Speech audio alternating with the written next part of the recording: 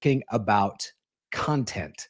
And more specifically, we're talking about how small businesses can create compelling digital content that builds trust with their customers and their potential customers, your customers.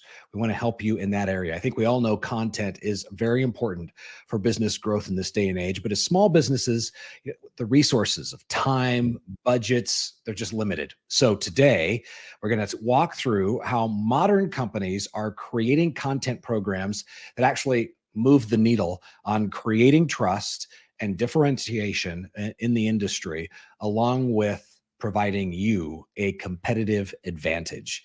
So we've got the perfect expert to show us the way today. Marketing strategist and best-selling author Robert Rose is joining us to share best practices that small businesses can adopt right away. Like, put this into action today to begin building their own content empires. But before we start that, just a few housekeeping items for you. We want to say a special thank you to the Better Business Bureau accredited businesses, our business members. You've taken a pledge to act with integrity and uphold Better Business Bureau's 8 standards for trust. And we are grateful for that. Because of that, we are committed to supporting you as you create a trustworthy marketplace and attract customers. We also want to note that you will be able to rewatch a replay of today's webinar. We're recording it. We're going to email you a link to the webinar later on, so that if you want to share it with your team, or if you have another colleague who you would like to see this content later on, you can do that. And finally, remember, we want to hear from you today. Please ask questions during the presentation. You can submit those. If you look there on your screen, you're going to see a chat box to the right of your screen, and we're going to reserve some time at the end of Robert's presentation to answer those questions. So make sure and get those in as they come to you. Right now, we'd like to introduce today's speaker. Robert Rose is a marketing coach, consultant, author, and educator who works with marketing leaders and practitioners to help them navigate the new complexities of modern marketing and digital content. His training curriculum is the official education to become certified by the American Marketing Association as a content marketing leader. And as the founder and chief troublemaker, love that title, of the Content Advisory, Robert helps global brands co-create pragmatic content strategy plans that drive business growth, that catches your attention, and customer loyalty. He's also the chief strategy advisor of the Content Marketing Institute and the author of 3 books, including the best-selling Managing Content Marketing. We're extremely excited to have him here with us today. Robert, thank you for joining us, and I'm going to let you take the stage.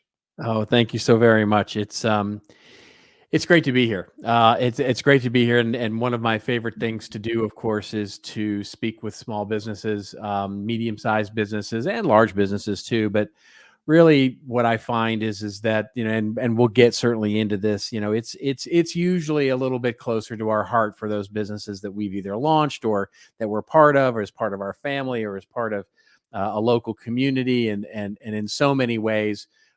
It's great to be down at that grassroots level. And so, let's talk a little bit about what I mean really by content, building a content empire. I myself am a small business. And so I'm literally a solopreneur, and I have one other person that works for me. So I'll talk a little bit about the way I manage all of the content that I create and all the kinds of things that we do. But mostly what I want to do is talk about a few things you can do to start evolving into what is really truly becoming the modern way of approaching market differentiation, right? Differentiating in your market space, no matter how that is. The little QR code there, if you want to connect with me, I would love to connect with each and every one of you. I'm a big user of LinkedIn. I believe in LinkedIn. I love LinkedIn, especially since that other Twitter thing kind of is, off the rails these days. But would love to connect with you there if that's something that you would like to do. And really what I do is I spend my time working mostly in a fractional way these days, which is really just to say a fancy way of saying part-time for many businesses as a marketing leader, helping them navigate all the kinds of things that they have to do. And one of the things that we have seen is a fundamental shift. The research that we're doing, the education that we're doing, what we can observe with our own eyeballs, what we're starting to see is a big shift in what modern marketing looks like. And you can see a bunch of big brands that sort of represent sort of our typical clients up there, but we also work with startups, we work with medium-sized companies, and we're seeing it across the board. And the reason I say that these larger companies are worth taking a look at there is because the point I'm making is that it is cross industry. It is not just in B2C or, in consumer packaged goods or in food service or in healthcare or in financial services or legal services or construction or whatever your business is. This is across the board. We're seeing a fundamental shift in what modern marketing looks like in 2024. And it becomes down to this idea of trust. It's one of the reasons I'm so happy to be here, by the way, with the Better Business Bureau and its focus in on trust, because that is the word. Trust with consumers. And we'll talk a little more about that, certainly, but it is a few things when we think about it, right? One is this idea of brand equity. And I know what you're thinking. I'm a small business. I don't have a brand. I don't have a big brand that I'm thinking of, but you do. You do have a brand, because whether it's you yourself as a solopreneur, whether it's your company or, whatever it is, there is something out there that differentiates you in your marketplace, no matter how small that marketplace may be. And that trust and the equity that you can build into that brand is what's key. And I'll give you a couple of examples of that later, because it's truly through leaning into the trust in who we are and what we represent in the world that is truly driving market differentiation these days.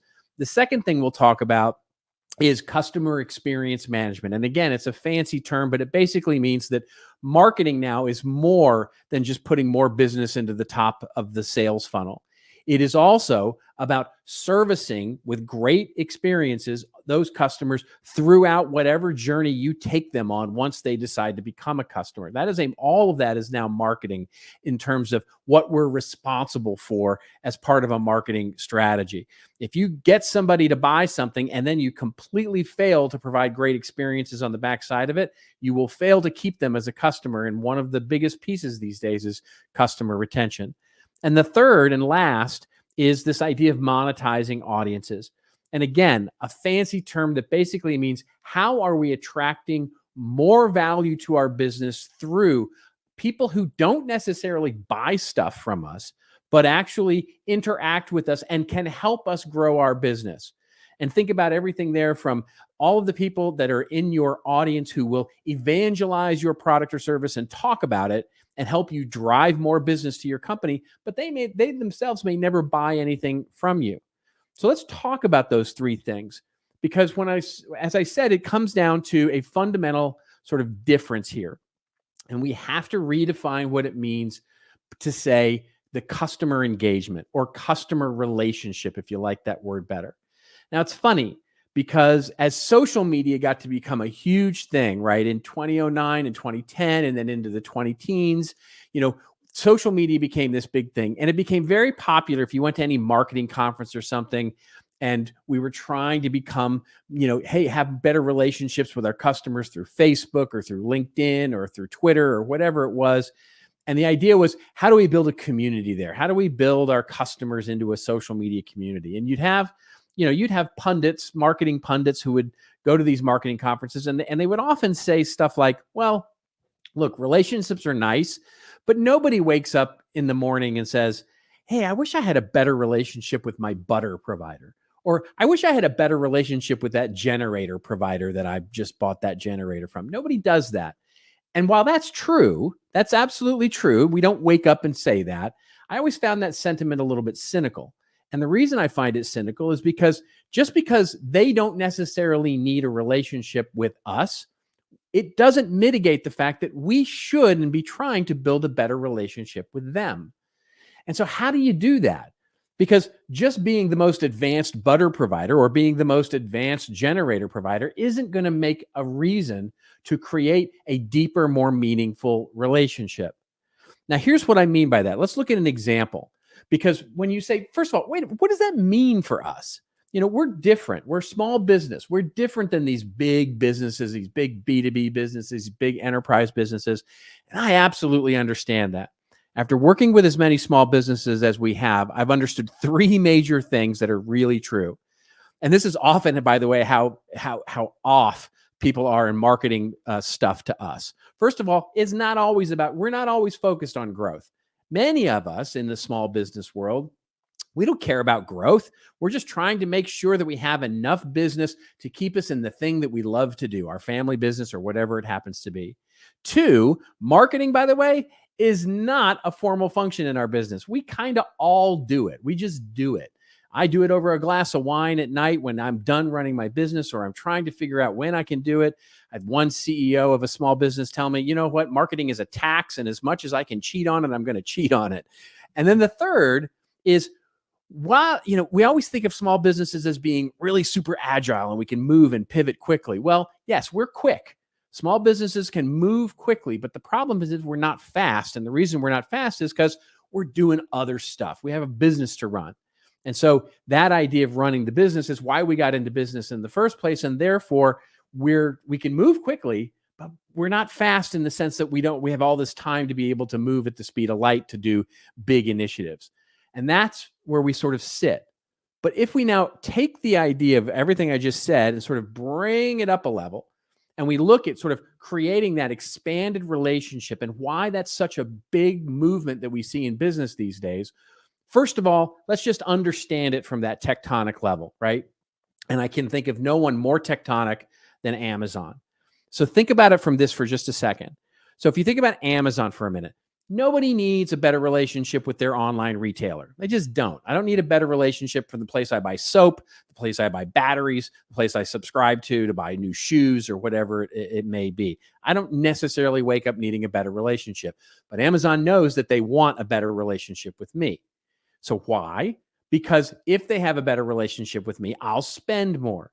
And they've done the research to find out that Prime members, people who are a member of Prime, basically their, sort of online discount club, which is they spend twice as much with Amazon on a yearly basis than any other customer. So they have a distinct reason to have a good relationship with us. So what do? They launch a new business, and it's called Amazon Prime Video. And as a business, it's awful. It's a horrible business. Consider the fact that, they have about 70 million users that subscribe to Prime Video. Maybe you're one of them.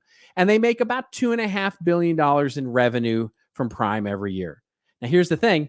They spend, I think last year they spent around $16 billion on content, on films and television shows for Amazon Prime Video. That business doesn't work. That CFO calls you up and says, that business doesn't work. The thing is, it's not a business for them. It's a marketing idea. It's expanding the reason that you have a relationship with Amazon, because they know that if you sign up for Amazon Prime and you get Amazon Prime wonderful TV shows and you subscribe to it, you are likely to become a Prime member, and thus you are likely to spend twice as much. Thus, it is a way for them to deepen and create a more meaningful relationship with you as a customer, thus knowing you'll spend more with them as a result of that. That's redefining what it means to have a customer relationship. That means perhaps getting into businesses and ideas that are sort of adjacent to what it is we actually do for a living. Let me bring this all the way down to our level now, to the mere mortal level.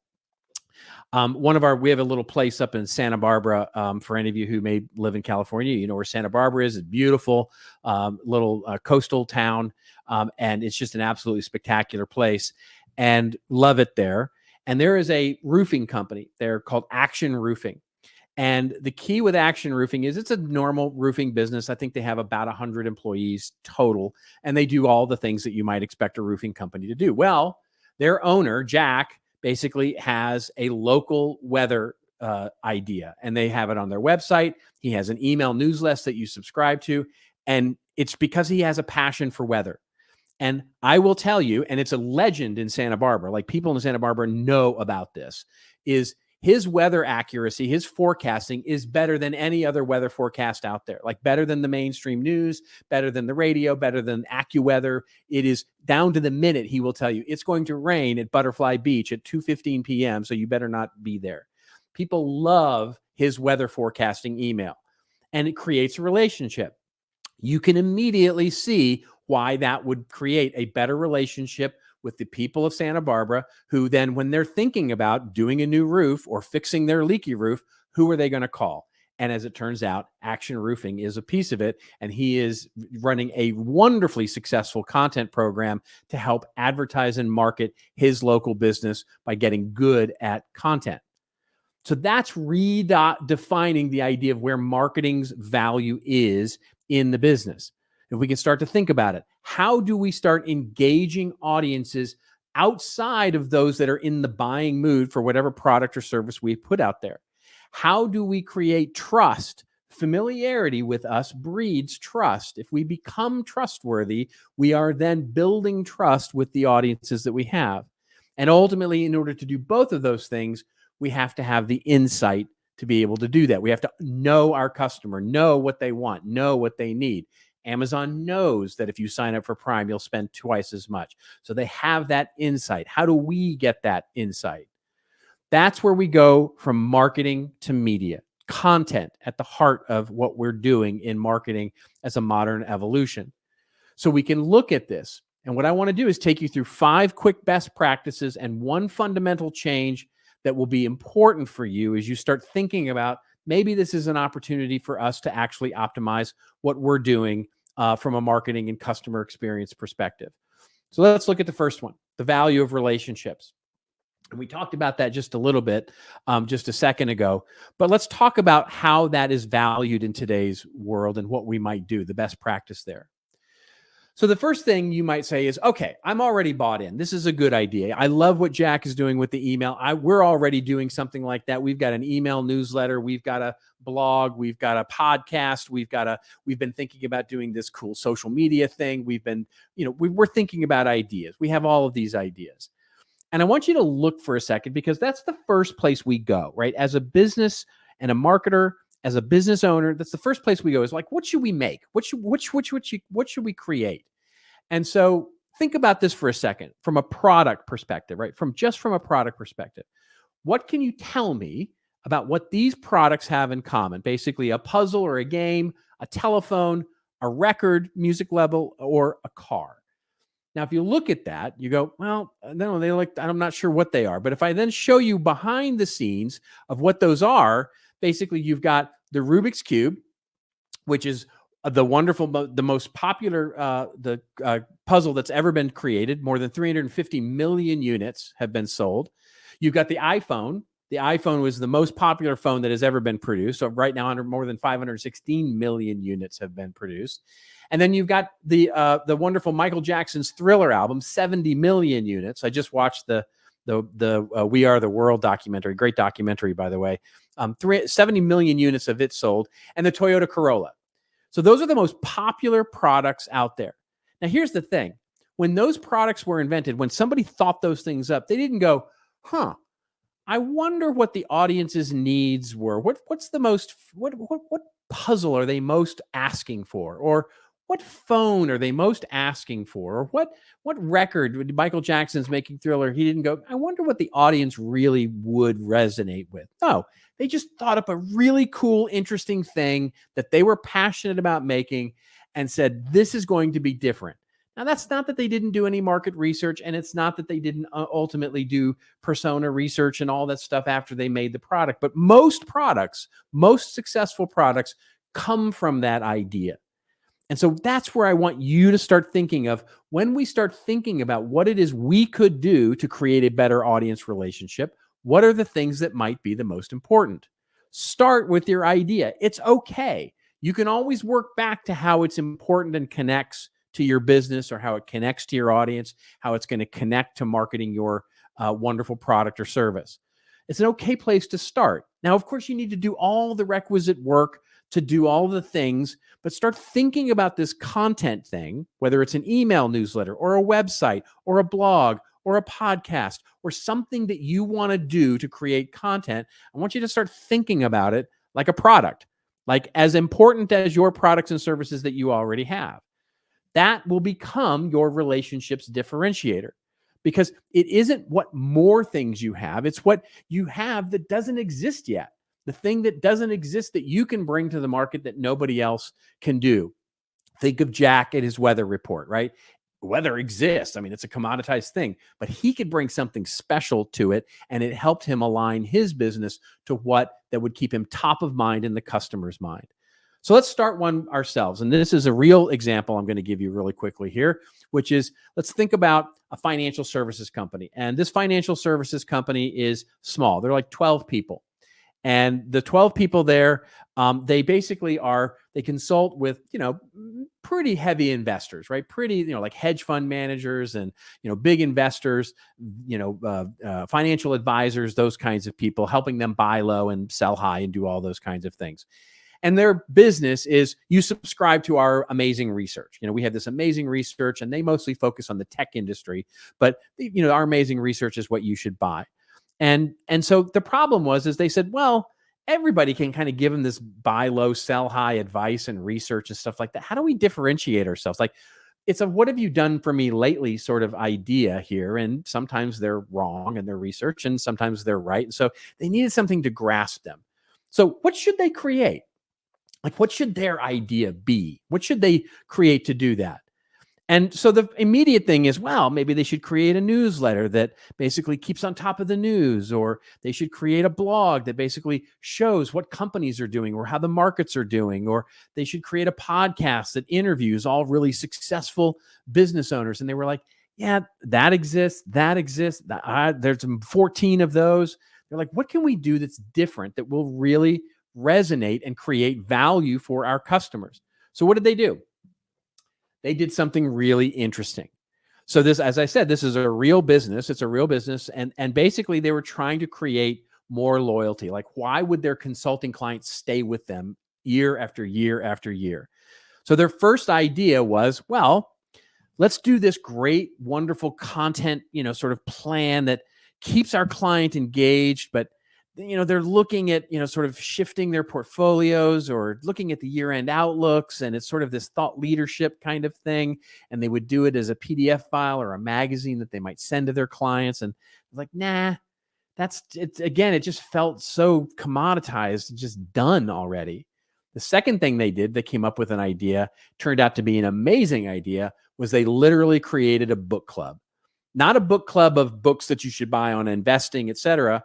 What they did by understanding their audiences and what those audiences need and having the insight was, those financial advisors, those hedge fund managers were so busy in their jobs thinking about what that is. They had no idea of like what the great sci-fi movie was out next, what great comedy movie or book was out, what great poetry book or what great science fiction book was out there, or history book. So they created this book club that you could be part of. And they would send you the book for free. And then they would have this online discussion and a once a quarter sort of meetup where they would create this book club. And they created this amazing thing where you could be this part of this wonderful book club curated by this company if you were one of their clients. A year and a half into this, they started measuring how it was doing. It was the number 2 reason they started to create retention among their clients. The number 1, of course, is their service and their research, which is nice.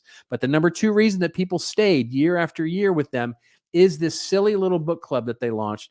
Didn't cost a lot of money, wasn't terribly hard to do, but it was truly something that didn't exist out there that they couldn't get from their competitors. And that's a really interesting idea. So what I want you to do is a best practice. Here's your first best practice. I want you to do an experience audit. And what I mean by that is I want you to look at your whole journey, right? From discovery of how people figure out who you are and what you do, to learning, to trying, to using your product or service, to adopting it, to returning back to buy more from you and back around again, sort of that figure 8 journey, that infinity loop of the customer's journey. And I want you to look at everything you do, from your website to maybe you send out a print brochure, maybe you send out an email newsletter, maybe you have a social media presence, all those experiences where your customers are interacting with your thoughts, your ideas, your content. And I want you to ask yourself 5 questions about each of them. 1, do each of them have objectives? From lead generation to more loyalty to deeper trust, do they have an objective? And if not, why do we have it? Like, ask yourself why you actually have it. 2, are any of them actually building trust or long-term relationships? And if they're not, if they're all about the transaction, buy now or buy later or whatever it is, think about maybe where you might have a gap in terms of where you might want to build some deeper, more meaningful trust with a new experience. How are you measuring success for each one of these? More leads, better leads, the Glengarry leads, whatever they are. Then, do you have any gaps? In other words, yeah, we've got a great experience that is really, its objective is on helping people discover our shop or our business, but we don't have anything when they come in and want to learn more. They really want to get educated as to what it is to, actually, buy an outdoor pool or hire a contractor for construction or hire an estate planning attorney or whatever it is that you do. And then lastly, does each one build in trust? In other words, and this is the most difficult question to ask, each experience from discovery onward, does each one build a sense of deeper trust with your customer? And if it doesn't, how do you switch it, change it, or delete it to basically create something that does? So do that audit and find out if you have any gaps, and it'll help you identify where you might want to build something. Well, how does that actually, so if I'm going to add something, how does that help me build my media empire? You say, like, I'm a marketing team of one. Like, how do I have time for that? How do I have time to actually think about that? I want you to think about a different kind of idea of the way you create content. First of all, by taking the time to measure twice and cut once, to literally look at everything you've got and start planning for it, I want you to start thinking from a new lens, which is not how do I fill all these things full of disparate content, but rather how do I create a central story, a big story, and break it up and tell it over multiple areas. It's what I do. So for example, every year I do yearly planning for my content. So usually that means I'm going to write a book of some kind. I'm going to create a course of some kind, and everything is going to center on that. Every blog post I write, every guest interview that I do, every paper that I write, every long form article, or every video I create is based on one of those ideas that comes out of that training that I'm making or the book that I'm writing. Because I'm going to write that content anyway, I might as well break it up into tiny little pieces. Now, but I can also do that at a lower level, right? So let's look at just, for example, 1 week in the way that I plan my week. So I will have what I call an architected idea. And maybe I come to it on Saturday or Sunday. I'm like, I want to talk about AI, for example, this week. Okay, great. How am I going to talk about AI this week? Well, I'm going to write one big document. Like, here are my thoughts on AI. Here's my, and that document might honestly be 2,000, 3,000 words. Like, I spend the time. That's where I spend my time creating content, is in creating that raw content. But then I take that and I break it apart. And basically, some of it will get polished and rewritten for my blog posts that I have a weekly article that's due every single week, my deadline, right, by the editor. Then I also have a podcast that I'm a weekly guest on, that I actually use that as my, that's my guest little, editorial that I do. And then also I have an email that I send to my subscribers and that becomes my email for that week. And then so think about it in that way, creating what we call a story package, where you create one big idea and then break it up into lots of little ideas. Now, whether you do that or whether you have someone do that, that's, of course, your choice. But start to think about content that way, instead of starting with, how am I going to do a social media post and an email and a podcast and a thing and I've got all these things that I got to fill content with. I want you to start with the content and then figure out how it breaks apart into those packages. That gets us to our second thing, which is this idea of the value of trust. And I'm sure I don't have to tell you that trust is valuable. I mean, it's a good thing. Creating trust is a good thing.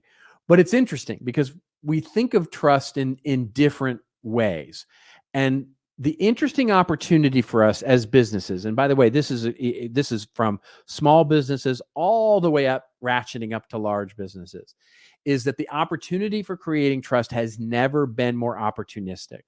So Edelman, the big PR firm, every year they do what they call their Trust Barometer, which is a research study that they've been doing for a decade now. It's an amazing research study that they do, where they measure trust of consumers, our customers. And interesting, what they do is they compare it with businesses, mainstream media, government, and nonprofits. And what they have found in this latest is that trust is at its lowest point ever. And we can feel that, right? You feel it in the culture right now. You feel it in the media. You feel it. But the interesting thing is that business is the only trusted institution left. So when you think about it for a second here, it's the only one, by the way, that's been rising in terms of its perception of how ethical it is and sort of staying roughly the same in terms of its level of competence, which is high. So it's the only one that's considered both ethical and more competent. You look at mainstream media, you look at government, even nonprofits, they're all to the left on competency.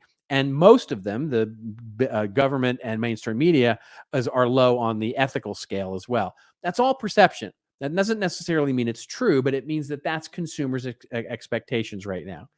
And so the key is that businesses are more trusted right now than the places that we're putting our advertising, like media.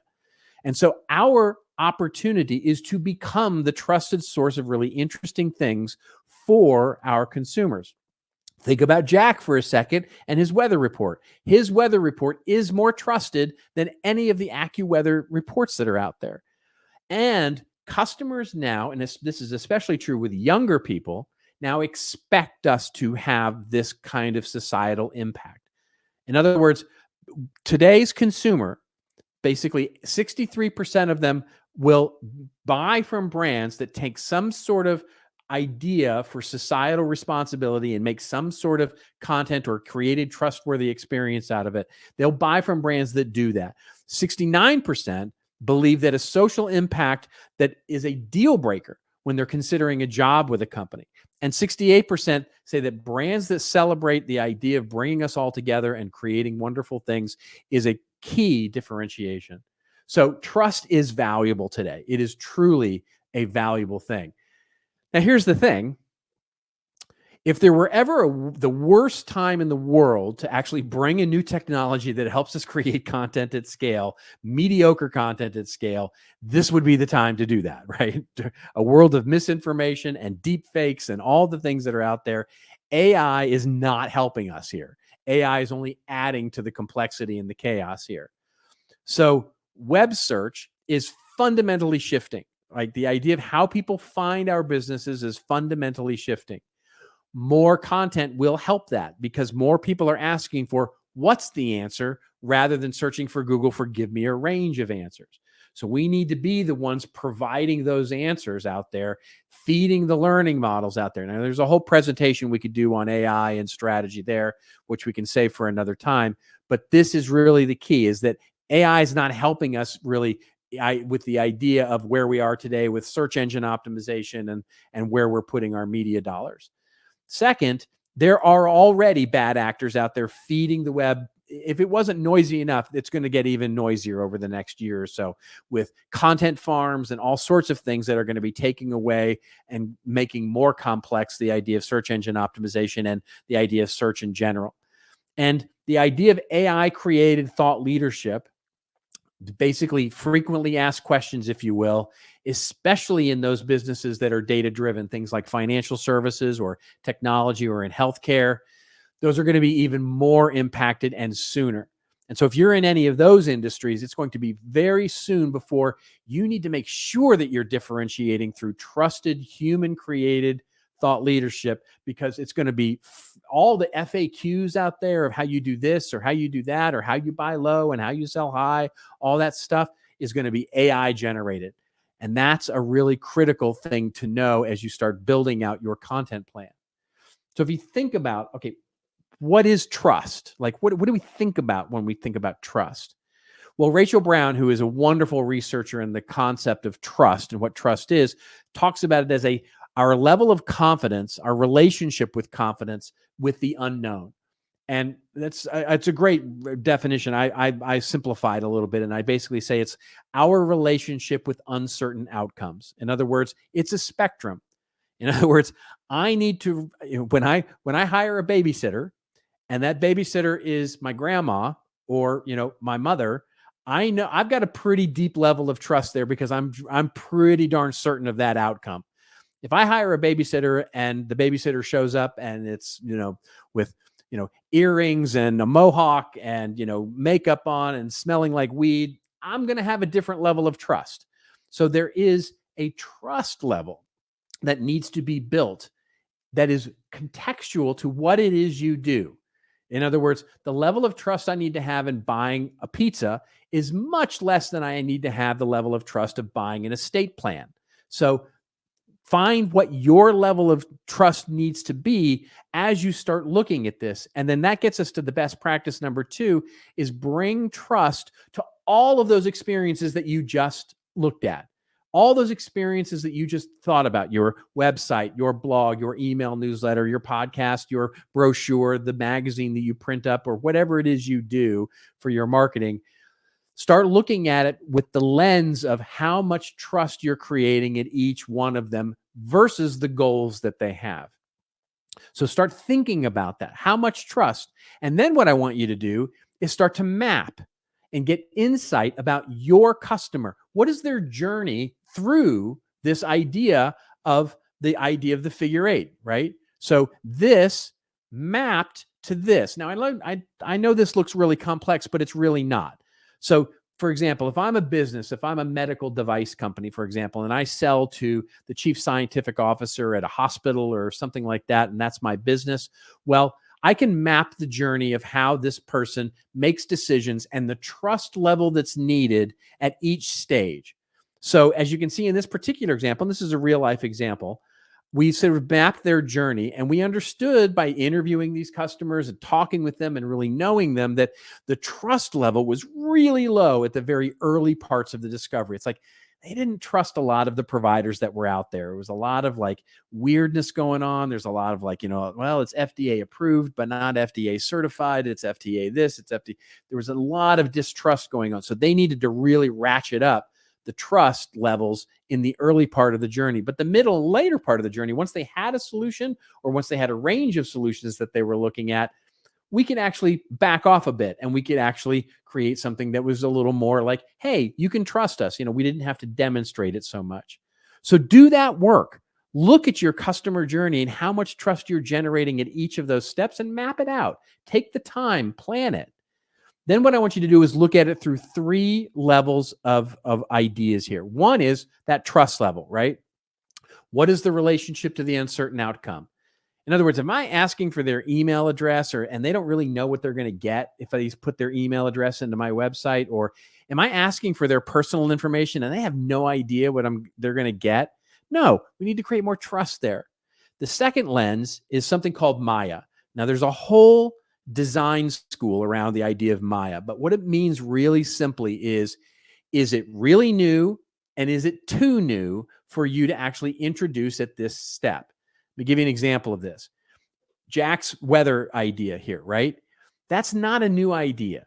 But it was a new idea, newish enough idea that his customers were going to relate to it and trust it. It wasn't so weird coming from a roofing company. Like if Jack had said, hey, listen, I'm going to send you a newsletter about, buying cars, for example. That's too weird. That's too new coming from his brand, right? It's too new and too surprising coming from his brand to really build that level of trust. So doing something about the weather, on the other hand, is like, yeah, I kind of would expect a roofing guy to know much about the weather because that's sort of his business. So look at it through that lens. And then third, consistency. How consistent are those experiences over the course of that map that you just made with your consumer? How consistent are they? And plan it out, look at it, dissect it. So here's a good example of that. This was an estate planning attorney that we did a little bit of work with. Small business. They focused mostly on helping seniors build their estate plans and, of course, work through all their financial challenges as they build out their estates for their families. And so, of course, they target seniors and mostly families that are going to become seniors, obviously, and with education. And one of the things that they decided to do, their idea, which was a really interesting and fun idea, which was they recognized that church was a great place to actually, that's where all these audiences aggregated, right? There was a lot of them there. And it was a very trusted institution. So they went to the church and they said, hey, listen, we're going to do a whole curriculum. We're going to give you a whole education series on how to do financial planning, how to do thinking about, legal status, how to think about all the things going on in your household, everything from budgeting to estate planning to what it means to setting up budgets, all those things that they did. They set up a whole curriculum. The church gets great educational material for free. They get an audience to actually create that. They create an email newsletter to support it. And now all of a sudden, they're creating a new business item for themselves by creating this content through this idea of creating an educational plan. And it's a trusted one because it's coming under the halo, forgive my pun there, of the church and the trust. So it's a wonderful program for them.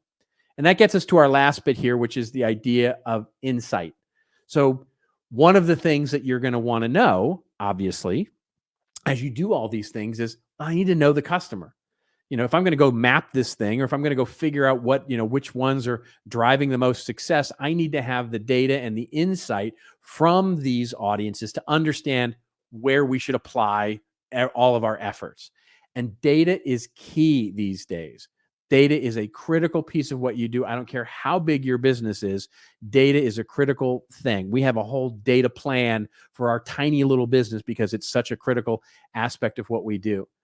And so this is what we call the power of an owned audience. And what I mean by that is your Facebook group, your LinkedIn group, the podcast followers, people who follow you on social media are not an owned audience.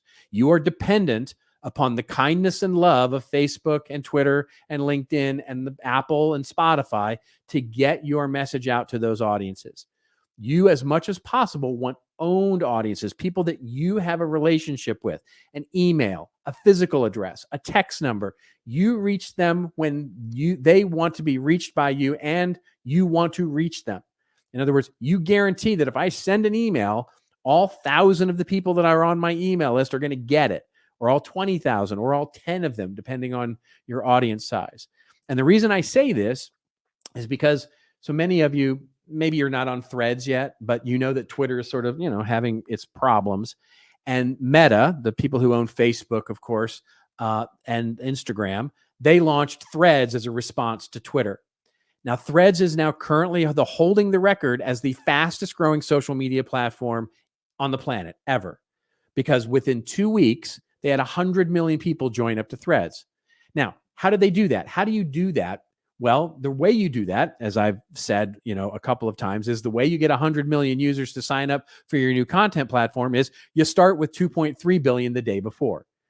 Whenever we see people succeeding with these new content ideas, whether it's a podcast or an email newsletter or a new blog or print magazine or whatever it is you want to make to create some content out to your audiences, starting with the first one is hard. It's difficult. You got to build it from scratch. The second one is easier. The third one is easier still because you're starting to build a flywheel effect of people who trust you.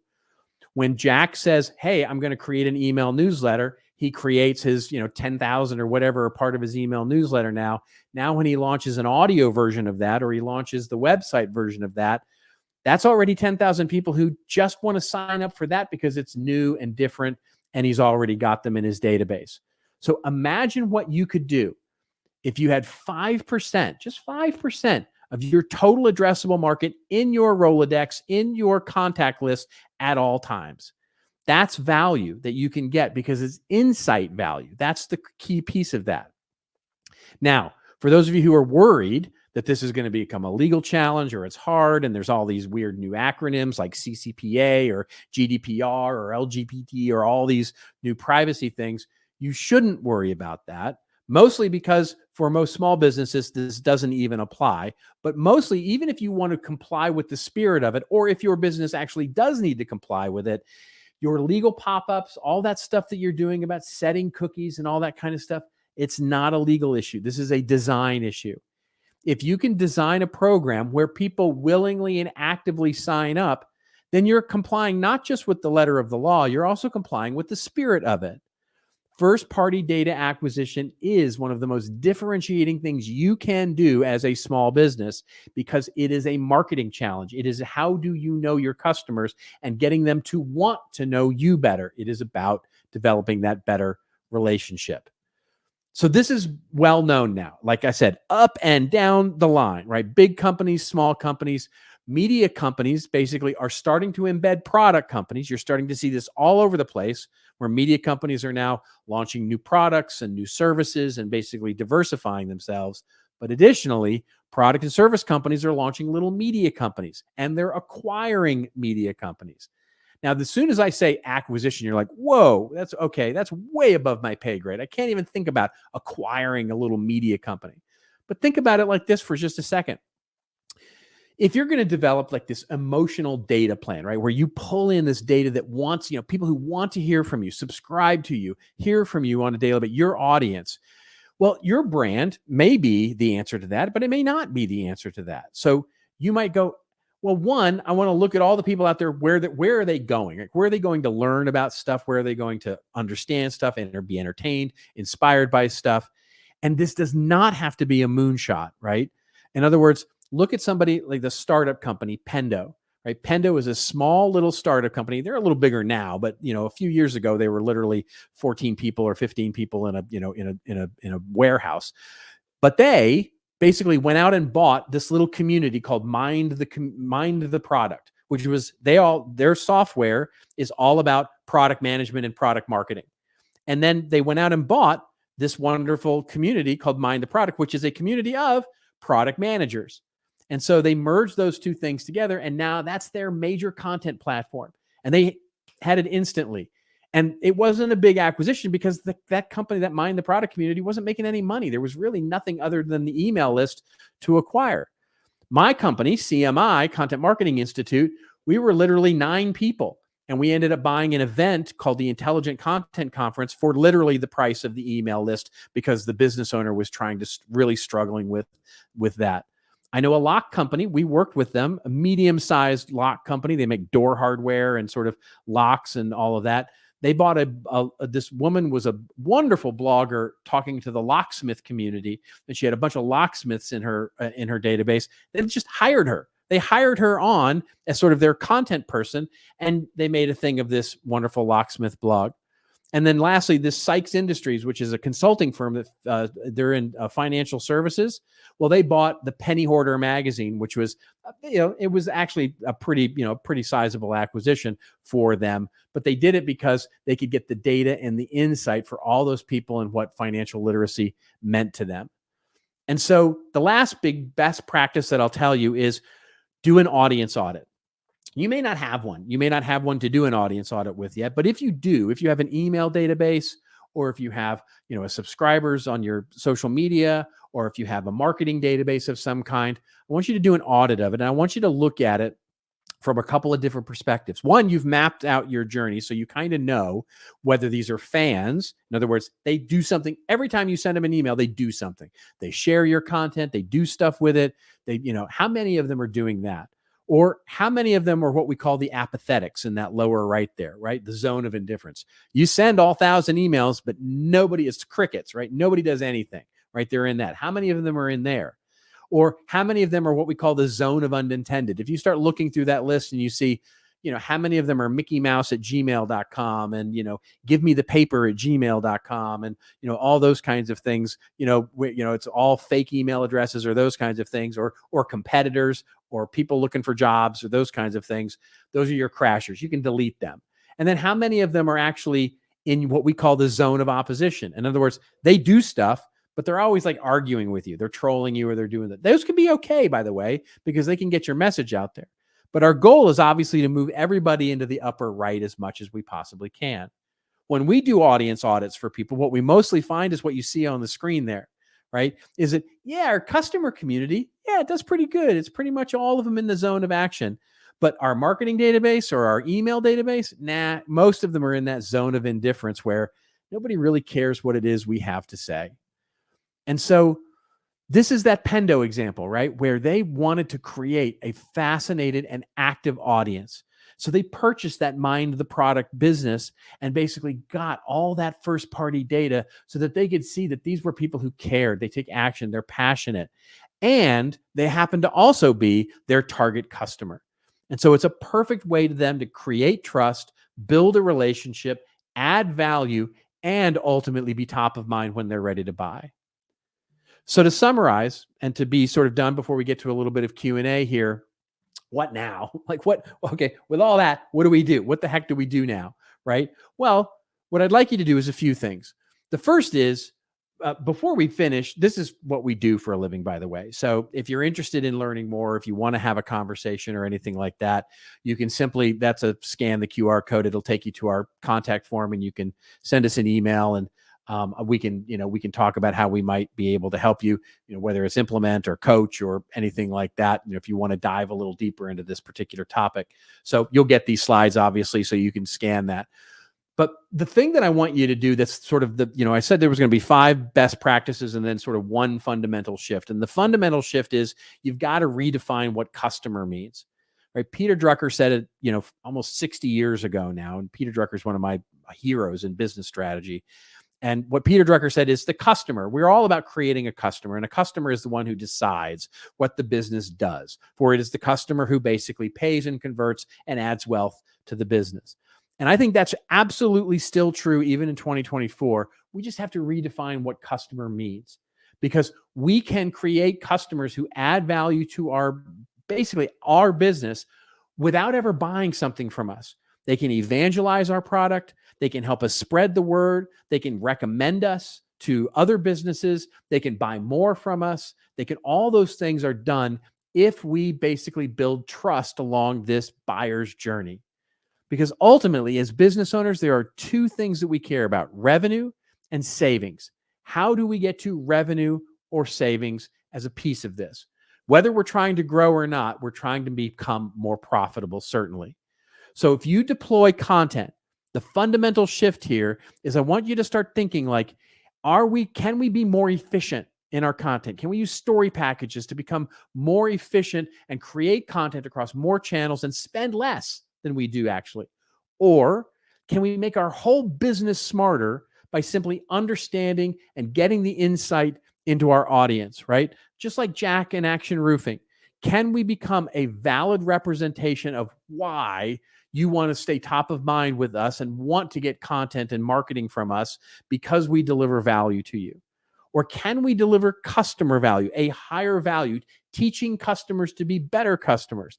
Insight into improving that relationship over time, like the estate planning attorney, right? Getting in there and educating the audiences with free education through the halo of the church, but creating a valuable interaction that's going to keep that estate planning attorney top of mind whenever they're ready to actually start thinking about doing something with their family. Or ultimately, and I know this might be a bridge too far, cash value, literally getting paid. By the way, Pendo and that Mind the Product was getting money through training, through selling some of their online training classes, and they sell tickets to events and meetups and stuff. So this is now a marketing program that is paying for itself for Pendo. And that's an incredibly important thing to start to recognize, is that if you start developing this and looking at these content platforms like products, they too can start adding direct revenue. So what's next? Slow down to accelerate. Slow down. Do the audience audit. Do your experience audit. Plan your content that you're going to create into big rocks and then lots of little things. Then develop. Where do you want to be? Find those gaps in the experiences that you're created already. Find where you need to fill a gap to create deeper, more meaningful trust. Whatever that is, whatever your cool, interesting idea might be, then start building and evolving to something that's more complete, whether it's adding one or multiple types of experiences to your portfolio to create deeper trust with your customers and really drive your business forward. I want to thank you so much for attending today. If, again, connections would be lovely, would be happy to turn it back now and answer a few questions in the few remaining minutes that we have. And I really appreciate your time. Hey, Robert, thank you so much. This has been fantastic. So much actionable information that we can put into practice immediately. So we really appreciate that. I'm going to let folks know that it looks like we're having a few technical difficulties on the Q&A side. So I'm going to ask a few questions that have come in some other ways. But the first is, my business does not have a ton of data right now. What kinds of information do I need to look at or get so that I'm making the right content choices for my audience? It's a great question. I love this question. It's a little hard for me to give a pat answer because without knowing a lot of the details. But I'll give this as an answer. almost in rank order, the data that I want to start with is one, intent. And what I mean by intent is that if I understand, like one of the things that we often do is we'll put up like, put your email address in and you get this wonderful download, like an infographic or a white paper or an ebook or something like that. And we think, great, if as long as I have an email address, I'm good to go. It's like, do you really? Is that what you really want? Or do you really want to know if this person's in a buying mood or not, right? So sometimes I'll recommend literally, instead of having an email address, just ask the person, why do you want this? Do you want this because you're in a buying mood and you want to buy something? And if not, are you just browsing around? Are you trying to learn? So intent data is really key. A great way to gauge that, by the way, is to just get cleverer about how you're titling your content. Like if you title a blog post something like, hey, here are the top 10 reasons you should consider doing whatever it is, that we do, right? You can pretty much bet if anybody converts on that or anybody reads that, or if they provide their data to get access to that, well, then they're pretty much in a learning mode, right? Their intent is to learn. But if I say the top 10 solutions you need to think about before you buy something, and I get a conversion on that, well, now their intent is a little deeper in that journey. And then ultimately, what you're trying to do with first-party data is get addressability.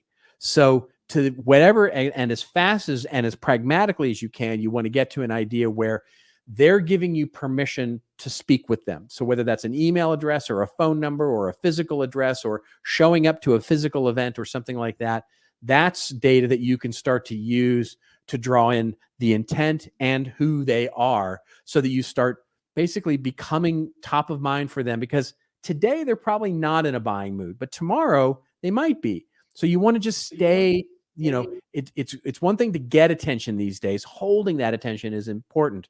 So it's a little hard for me to get specific without knowing the exact context, but what I would say is intent first and then addressability. That's good direction. Let's talk about video real quick. Is it a medium from a content perspective to prioritize? 100%. Yes. I mean, it is critical. Now, I will go against some of the grain in terms of what others will say. I think production matters, right? So you'll get a lot of advice from marketing pundits who will say, it doesn't matter, just shoot yourself on iPhone and put it up on TikTok or put it up on Instagram Reels or put it up on LinkedIn video and just go, go, go. I don't believe that. I believe that if you're going to do it, you should do it representing your brand. And I'll give you an example of this. There's a construction, and I was trying to find it actually for this presentation. He's such a really smart guy. What he does is he does videos of his job sites. So he goes on job sites and he does a video at the end of every day showing the progress. And that video, he's basically using it to send that video to his customer, whoever his client is, and say, here's what we got done today. He takes all those videos and chops them up, and he makes almost like a little home show out of it. And he puts that on TikTok, he puts it on Reels, and it's basically him showing off what he's doing in his, in the construction site. And he's kind of charming and he's funny and he sort of does it. It's not high level production, but it's also not just him. Like, he learned what he was doing. Like he got lessons and got educated on how to make it look nice and put it together and edit it. So I think beauty matters and look matters. But other than that, 100%, no matter what part of the journey you're looking to facilitate, video is critical these days. I know so many of the member businesses that are watching this right now might be thinking to themselves, okay, I'm running the business. I'm doing payroll and paying bills at 2:00 in the morning, keeping this thing going. I know that feeling. I get the importance of content, but I don't have the bandwidth. Is this something that I hire somebody for or outsource? And if so, what are some good questions I can ask or hard metrics I put in place to make sure that I'm getting ROI? I'm going to answer that. I'm going to answer the question, but I'm going to answer one that you didn't ask first. Because it's one that I get asked all the time, which is, it is related to the, how do I make time for this? Because they say, look, we're a marketing team of one. It's basically us. And our immediate tendency is that as small businesses, and by the way, this is true in big businesses as well, but small businesses especially, we look at this and we go, this is the new innovative, weird thing that I've not done before, so I should hire out for it. And I'm going to spend my time doing the SEO and the search and the email and the stuff that you're doing on it, over that glass of wine, and you're just, you don't, you know how to do it, right? It's now rote almost in terms of what I want to suggest to you is that if you want to make that time, hire for that, outsource that part, outsource the rote part. Because one, yes, it'll take you time to teach them how to do it. No, they won't do it the way you used to do it. And no, yes, you're going to have to live with the fact that they don't do it the way you used to do it. So get over that, right? You got over it when you hired an accountant and a bookkeeper. Get over it now with someone who can do your search engine marketing and your email and your blog posting and all that stuff, that tactical stuff. Save the cool, innovative content creation stuff for you. Now, if you're not comfortable on camera, you don't like to write, this just isn't your thing, 100% to your point, talk to an agency, talk to a freelancer, talk to a subject matter expert, talk to someone in your business. One of the favorite places I like to go are journalists in my local area who are probably looking for side gigs in order to, to write more, to create more content, or, and know a little bit about a little bit. That's one thing. Hiring an agency, the number one thing I would look at is what content are they creating? In other words, if they're not good at this, they're not going to be good at it for you. So the number one thing I would look at is, are they creating great content for themselves, whether they're a freelancer or not? And are they creating content that is interesting and valuable to what they're trying to do? And if they are, they're definitely worth talking to in terms of outsourcing. Fantastic advice, Robert. I think we're a minute over, so my apologies for that. I tend to blather respectful of your time, and we want to be respectful of our viewers' time. And thank you again so much for that. And I want to thank Robert one more time for joining us today. You provided such a wealth of direction for all of us to be out creating and sharing content. And I love the fact that you constantly went back to this idea of building trust. We do it to build trust with 100%. Our customers and potential customers. It's huge.